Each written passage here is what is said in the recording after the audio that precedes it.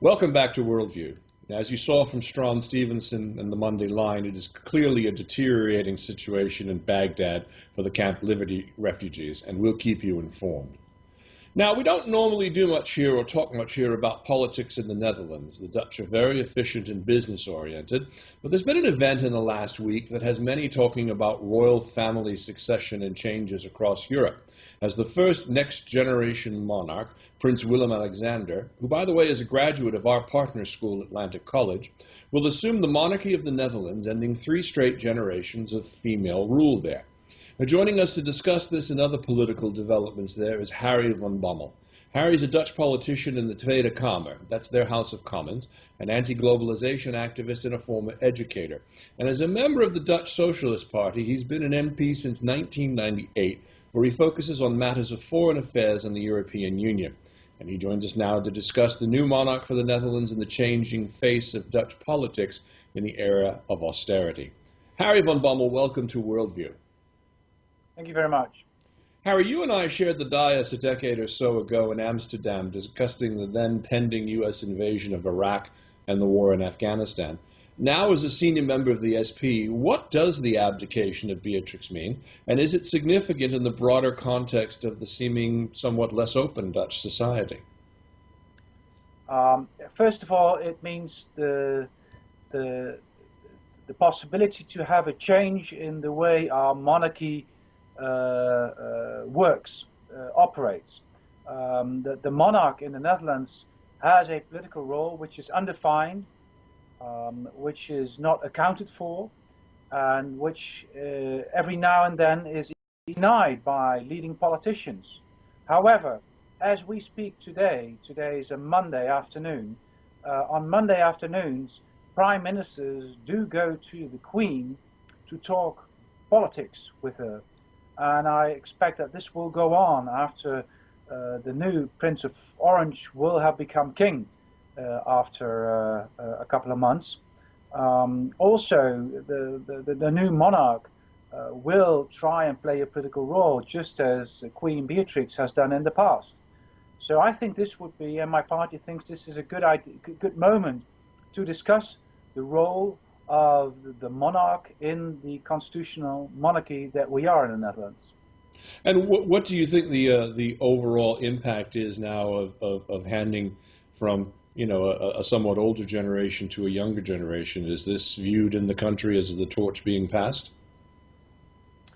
Well, obviously, our Queen has waited for a moment in politics where it would be easier to hand over the throne to her son, and this has to do with various reasons. One of them is the fact that the right-wing party for Mr. Wilders' party, the PVV, Party for Freedom, is not supporting the government anymore. So there is no real risk that Mr. Wilders will have any influence on government policies.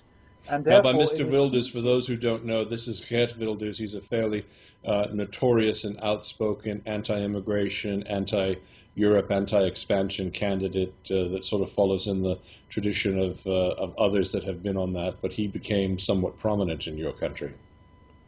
Absolutely, and what you forgot is the fact that he is, the core of his program is against Islam. He is not so much against immigration, but moreover against immigration from Islamic countries. He has suggested to close our borders for immigrants coming from Islamic countries. And in the Netherlands, he is picking on Moroccans, who usually have a Muslim background. We have a large community from Morocco, and there are indeed some problems with youngsters from this community.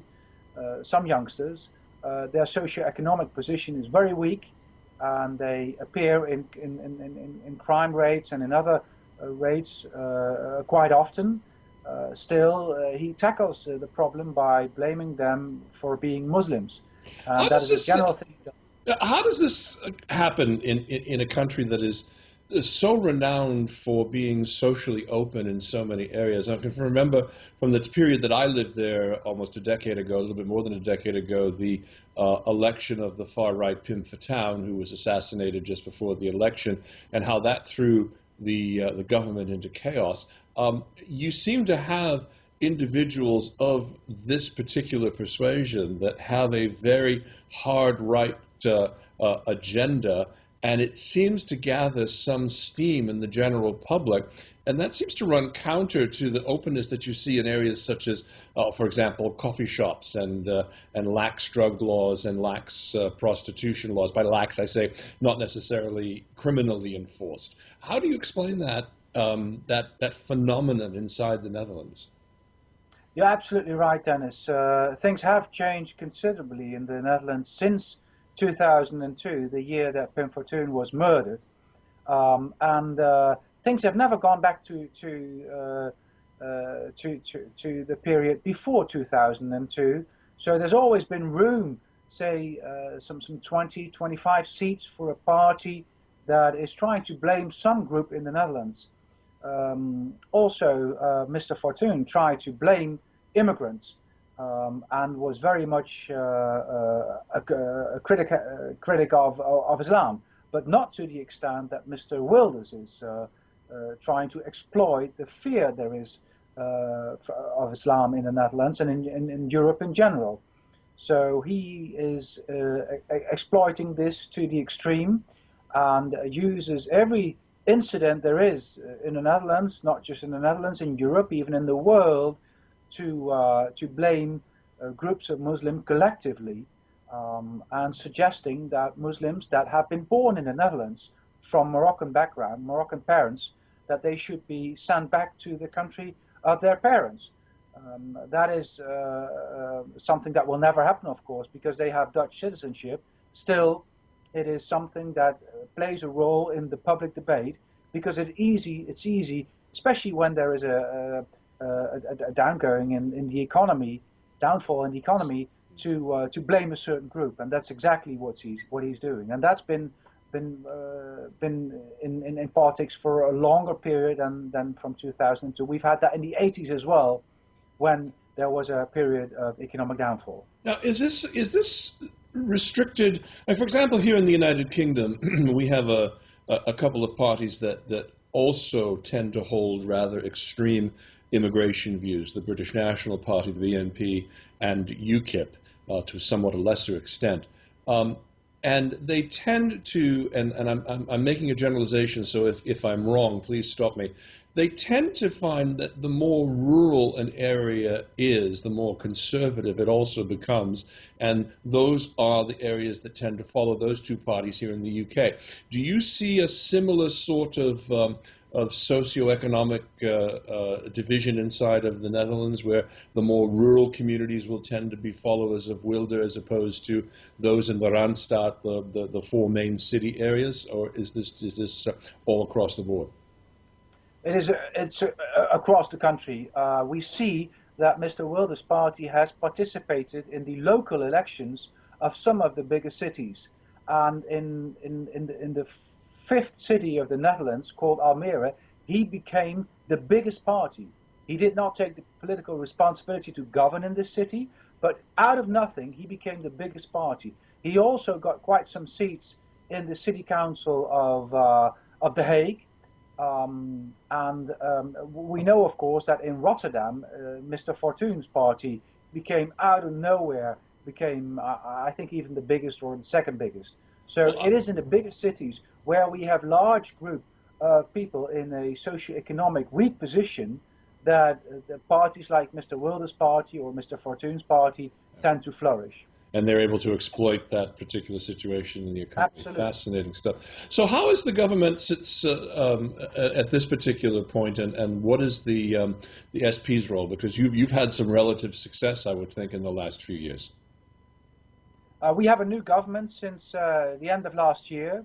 It is now a government existing of two opposing parties: the Liberal Party on the right, the Liberal Conservative Party, and the Social Democratic Party on the left.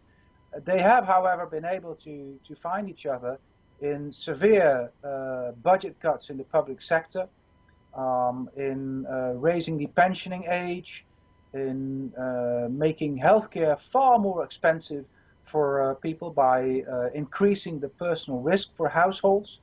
So they have been able to come to a policy program where the elderly and people with low incomes are hit in a way that we've never seen before. And therefore we now see polls where the conservative liberal party and the social democratic party are facing severe losses in their public support. Well, something we'll definitely be keeping our eyes on. We've been joined by Harry van Bommel of the Socialist Party in the Netherlands, member of the parliament there. Thank you for joining us here on Worldview. Thank you very much, and hope to see you again. Same here, and we'll be back after this.